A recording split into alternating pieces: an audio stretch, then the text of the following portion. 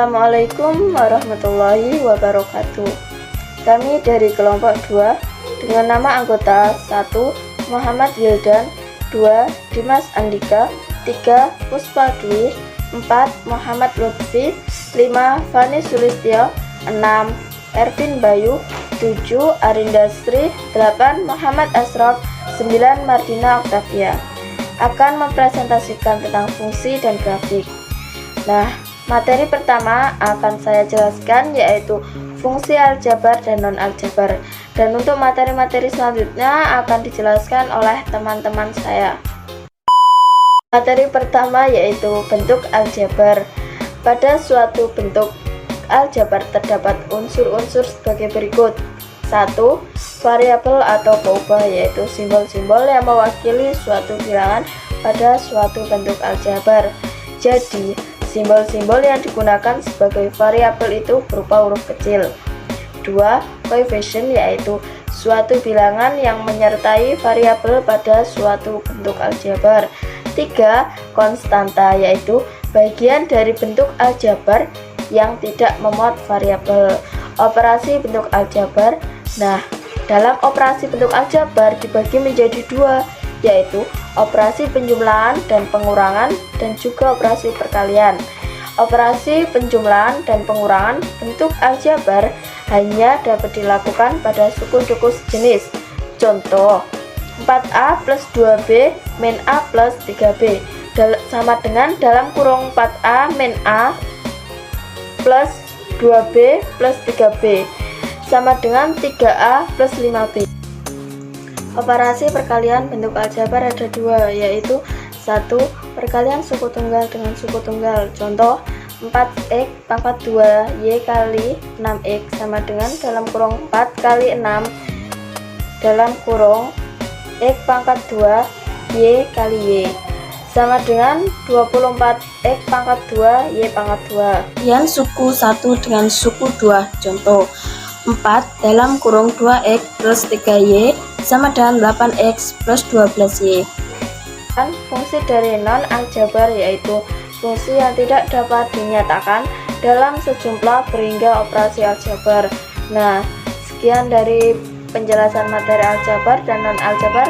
Materi yang kedua akan dijelaskan oleh teman saya. Di sini saya akan meneruskan penjelasan dari teman saya bahwa fungsi aljabar memiliki 2 fungsi. Yang pertama, fungsi irasional.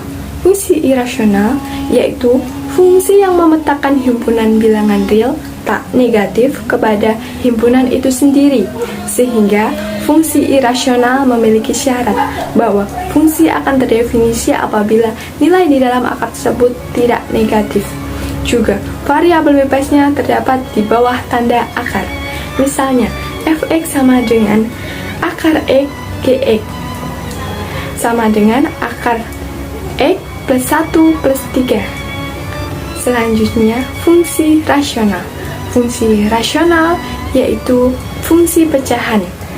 Bentuk umumnya fx sama dengan gx per hx, di mana hx tidak 0. Karena apabila 0, maka setiap bilangan jika dibagi 0 hasilnya tidak terdefinisi. Jadi, fungsi rasional bisa fungsi kuadrat per fungsi linier, bisa fungsi linier per fungsi kuadrat, bisa fungsi kuadrat per fungsi kuadrat, juga bisa fungsi linier per fungsi linier. Ketika kita akan menggambar kurva fungsi rasional, kita akan menentukan suatu garis pembatas yang disebut dengan absinton. Ada banyak fungsi-fungsi rasional yang akan dijelaskan oleh teman-teman saya berikutnya. Saya akan menjelaskan tentang fungsi trigonometrik. Pengertian trigonometrik. Trigonometrik berasal dari bahasa Yunani, yaitu trigonon, yang memiliki arti 3 sudut, dan metron, yang memiliki arti mengukur. Trigonometrik adalah salah satu cabang matematika tentang hubungan antar sudut dan sisi pada segitiga. Rumus, sin, cos, dan trigonometrik seperti yang ada di gambar. Jadi, sin didapat dari sisi depan per sisi miring, cos didapat dari sisi samping per sisi miring, dan tan didapat dari sisi depan per sisi samping. Untuk cosec, sec, dan cot itu cuma kebalikannya dari sin, cos, dan tan.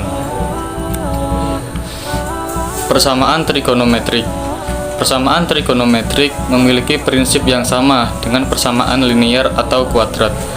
Bedanya, kalau persamaan trigonometrik hasilnya berupa besar sudut, sedangkan persamaan trigonometrik adalah persamaan yang berisi fungsi trigonometrik dari sudut yang belum diketahui nilainya. Sudut berelasi pada kuadran. Kuadran adalah setiap dari 4 bagian suatu bidang datar yang terbagi oleh suatu sumbu silang. Sumbu silang tersebut adalah sumbu X dan sumbu Y.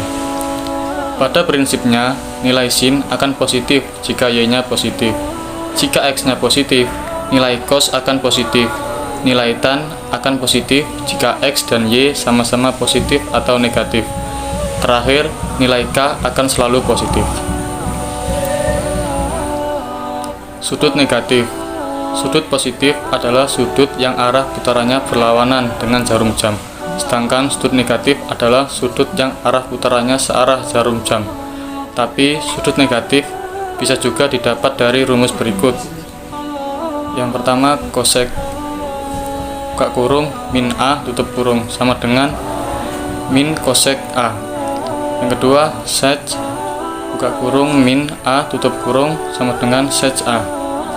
Yang ketiga, cot buka kurung min A tutup kurung sama dengan min cot A.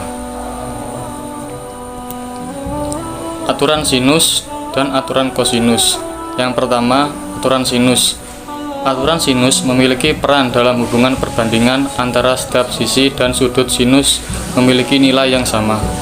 A sama dengan panjang sisi A, B sama dengan panjang sisi B, C sama dengan panjang sisi C, dan yang A besar sudut di depan sisi A, B sama dengan besar sudut di depan sisi B, C sama dengan besar sudut di depan sisi C.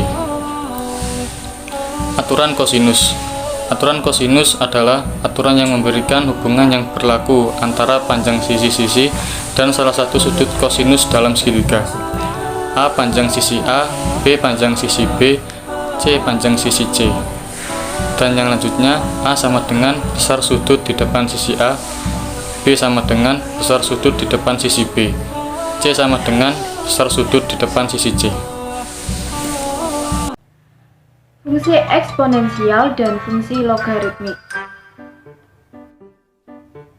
Definisi dari fungsi eksponensial ialah fungsi yang variabel bebasnya merupakan pangkat dari suatu konstanta bukan nol, atau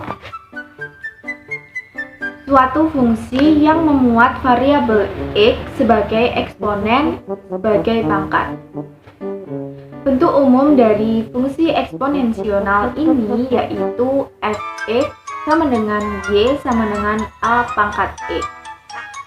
A merupakan basis atau bilangan pokok yang memiliki syarat ketentuan a lebih dari 0 dan a tidak sama dengan 1. Sedangkan x yaitu variabel bebas dan y merupakan variabel tidak bebas.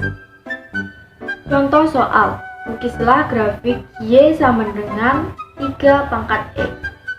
Penyelesaiannya, langkah pertama yaitu menentukan domain sementara atau daerah asal sementara. Misal kita ambil dari min 2 sampai 2. Nah, langkah kedua yaitu membuat tabel berisi nilai x dan y. Nilai x-nya itu kita punya dari domain sementara atau daerah asal sementara, yaitu min 2, min 1, 0, 1, 2. Sedangkan cara mencari y-nya itu kita substitusikan masing-masing nilai x-nya. Kalau x-nya min 2, jadi y sama dengan 3 pangkat min 2 sama dengan 1/9. Jika x-nya min 1, jadi Y sama dengan 3 pangkat min 1 sama dengan 1/3.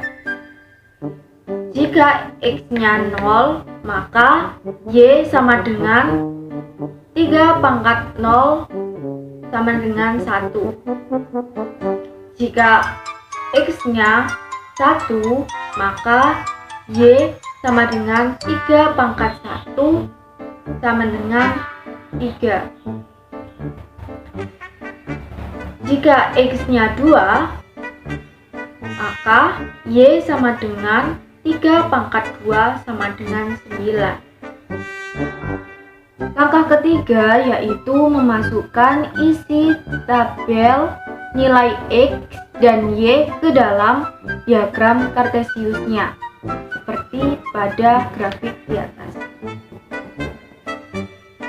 Nah, domain yang dihasilkan dari grafik Kartesius di atas yaitu domainnya min tak terhingga sampai tak terhingga, rangenya 0 sampai tak terhingga, intersitnya yaitu Y sama dengan 1,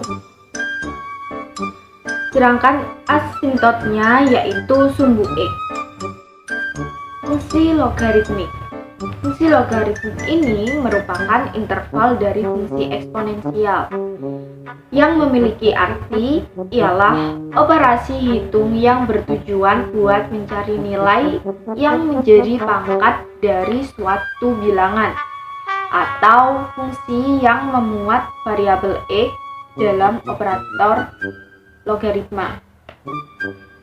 Konsep dasar dari fungsi logaritmik ialah A pangkat B sama dengan C, maka A log C sama dengan B.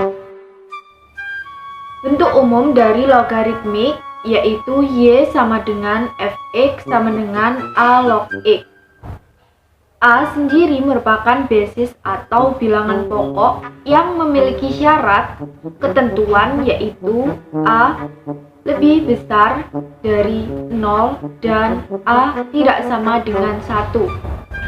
A ini dibagi menjadi dua bagian, yaitu A lebih dari 1, maka grafiknya akan monoton naik, dan basis di antara 0 dan 1, maka grafiknya monoton turun.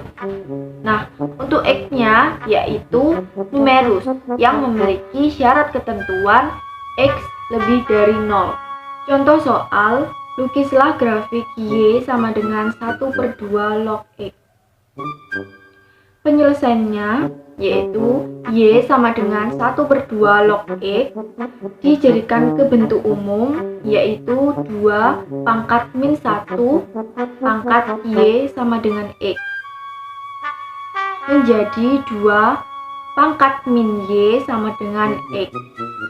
Langkah pertama yaitu menentukan domain sementara atau daerah asal sementara.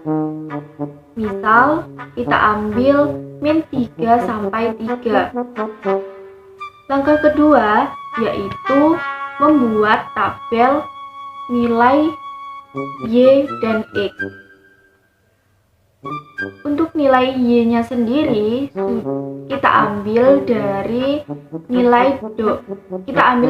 domain sementara yaitu min 3, min 2, min 1, 0, 1, 2, 3. Cara mencari nilai X-nya yaitu kita mensubstitusikan nilai Y-nya. 2 pangkat min Y sama dengan X. Nah, menjadi 2 pangkat min 3 sama dengan 8. Selanjutnya 2 pangkat min 2 sama dengan 4. 2 pangkat min 1 sama dengan 2. 2 pangkat 0 sama dengan 1. 2 pangkat 1 sama dengan 1/2. 2 pangkat 2 sama dengan 1/4.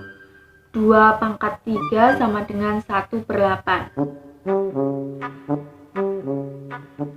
Langkah ketiga yaitu memasukkan isi tabel nilai Y dan X ke dalam diagram Kartesiusnya. Seperti gambarnya.